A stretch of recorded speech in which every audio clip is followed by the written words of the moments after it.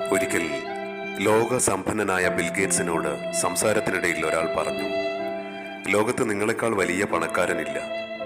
ഇത് കേട്ട ബിൽഗേറ്റ്സ് തൻ്റെ ഒരു അനുഭവം വിവരിക്കാൻ തുടങ്ങി.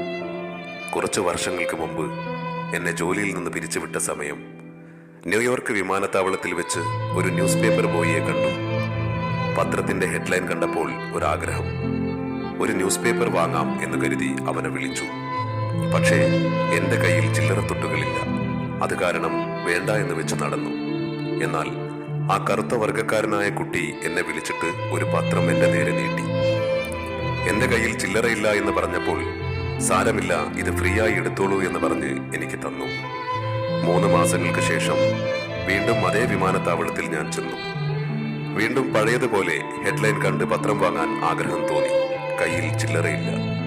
അതേ പയ്യൻ വീണ്ടും ഫ്രീ ആയി പത്രം വെച്ച് നീട്ടി. എനിക്ക് വാങ്ങാൻ മടി തോന്നി. എന്റെ ലാഭത്തിൽ നിന്നുള്ളതാണ്, സാരമില്ല എന്ന് പറഞ്ഞ് അവൻ നിർബന്ധിച്ചു തന്നു. 19 വർഷങ്ങൾക്ക് ശേഷം ഞാൻ പണക്കാരനായി. അതിനുശേഷം ഒരു ദിവസം ആ പയ്യനെ കാണണമെന്ന ആഗ്രഹം എന്നിൽ ഉടലെടുത്തു.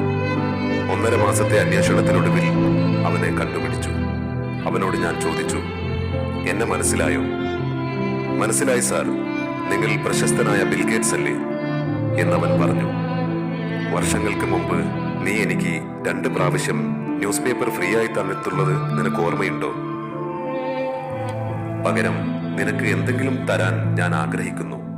നിനക്ക് എന്ത് വേണമെങ്കിലും ആവശ്യപ്പെടാം. പയ്യൻ പറഞ്ഞു, നിങ്ങളെ കൊണ്ട് അതിന് പകരം തരാൻ കഴിയില്ല സാർ. അതെന്താ കാരണമെന്ന് ഞാൻ ചോദിച്ചു.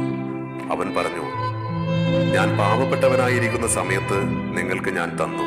എന്നാൽ നിങ്ങൾ പണക്കാരനായതിനു ശേഷം എനിക്ക് തരാൻ നിങ്ങൾ വന്നു. അപ്പോൾ പാവപ്പെട്ടവനായ അവസ്ഥയിൽ ഞാൻ തന്നതും എല്ലാം ഉണ്ടായതിനു ശേഷം താങ്കൾ തരുന്നതും പകരത്തിന് പകരമാവില്ല സാർ.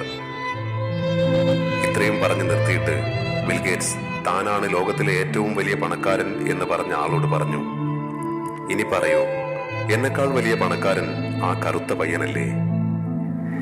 ദാനം നൽകാൻ നീ പണക്കാരനാകണമെന്നോ പണക്കാരനാകുന്നതുവരെ കാത്തിരിക്കണമെന്നോ ഇല്ല. സഹായം ചെയ്യണം എന്ന ഗുണത്തിന് സമയപരിധിയില്ല. എനിക്കും എന്റെ ഭാര്യയ്ക്കും മക്കൾക്കും എല്ലാം നേടിയതിനു ശേഷം മാത്രം മറ്റുള്ളവരെ സഹായിക്കാം എന്ന ചിന്തയാണ് നമുക്കുള്ളത്.